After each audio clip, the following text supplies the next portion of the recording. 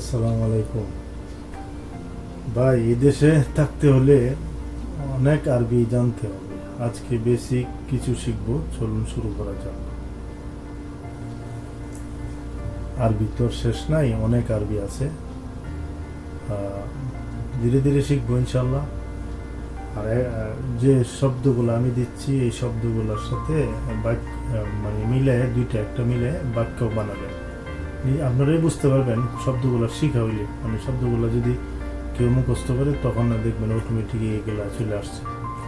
হ্যাঁ, যেমন এখানে আছে সায়ারা মানে গাড়ি, সাইয়ারা মানে গাড়ি, এরপরে ইয়ারকাব মানে উঠো, এঞ্জেল মানে নামো, নাজ্জেল মানে নামাও, তাল মানে আসো। যেমন এই শব্দগুলোর সাথে আপনি অন্যান্য শব্দগুলো মিলাইবেন। হ্যাঁ, সাইয়ারা হেলু, সাইয়ারা রো মানে সাইয়ারা রো মানে গাড়ি যাইতেছে, আর সাইয়ারা হেলু মানে সুন্দর গাড়ি।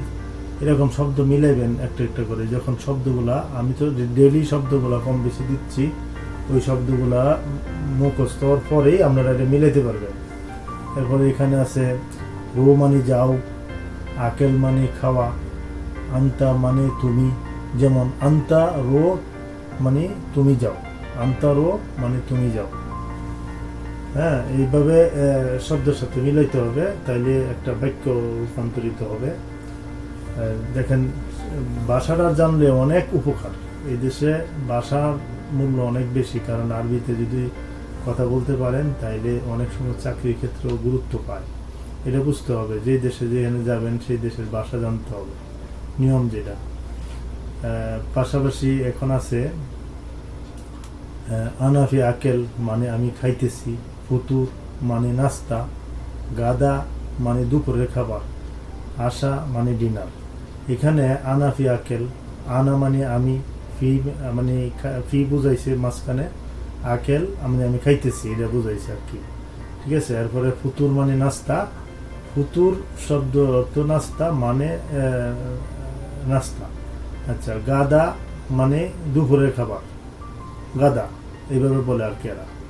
এরপরে আশা মানে ডিনার। এরপরে এখানে আছে ইয়াবগা মানে হলো চাই, ইয়াবগা মানে চাই, মানে একটা কিছু চাইবেন ওইটা হলো ইয়াবগা, আনা ইয়াবগা। যেমন আমি চাই।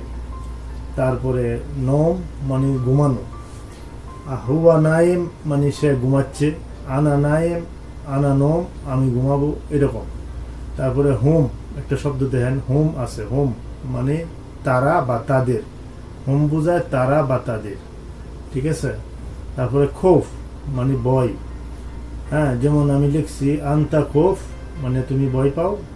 এখানে আছে আলহাইন মানে এখনই। আলহাইন শব্দটা মূলত আল আন, কিন্তু এরা বলে আঞ্চলিক ভাষা আলহাইন, আলহাইন আবগা মানে এখনই চাই। এরপর আছে বাদেন মানে পরে, বুকরা মানে আগামীকাল, সাহার মানে মাস, সানা মানে বৎসর। এই কটা শব্দ আমরা মুখস্থ করব এবং এইগুলা আমরা বাক্য বানাবো নিজেরা স্মরণ করার পরে, যখন আপনার মধ্যে চলে আসবে তখন। আজকে এই পর্যন্তই।